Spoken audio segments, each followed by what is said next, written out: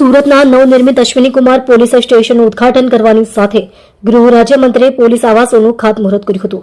નાયબ મુખ્યમંત્રી હર્ષ સંઘવીની હાજરીમાં સુરતમાં બે વિવિધ કાર્યક્રમો યોજાયા હતા, જેમાં વરાછવા ખાતે આવેલ નવનિર્મિત અશ્વિનીકુમાર પોલીસ સ્ટેશનનું નાયબ મુખ્યમંત્રી હર્ષ સંઘવીએ ઉદ્ઘાટન કર્યું હતું.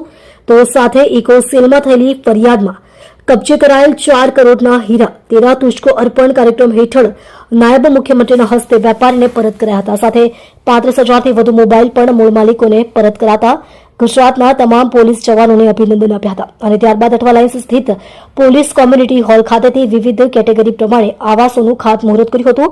ભેસ્તાન ખાતે બનનાર પોલીસ આવાસ કે જેમાં કક્ષા B 160 કોન્સ્ટેબલથી ASI માટે બનનાર હોય, તો અમરોલી ખાતે B20 કે જેમાં પણ કોન્સ્ટેબલથી લઈ ASI સુધી, પાલ ખાતે C24 PSI ક્વાર્ટર અને કોન્સ્ટેબલથી ASI માટે બનનાર આવાસોનું ખાતમુહૂર્ત કર્યું હતું. 75 કરોડના ખર્ચે અર્બન પોલીસ સ્ટેશનનું બાંધકામ થનાર છે, જેનું ખાતમુહૂર્ત નાયબ મુખ્યમંત્રી હર્ષ સંઘવીના હસ્તે કરાયું હતું. તમે જોઈ રહ્યા છો સૌથી પહેલા ન્યૂઝ આપતી સેવા ન્યૂઝ ગુજરાત, ડાયરેક્ટર અજમલ જાદવની સાથે.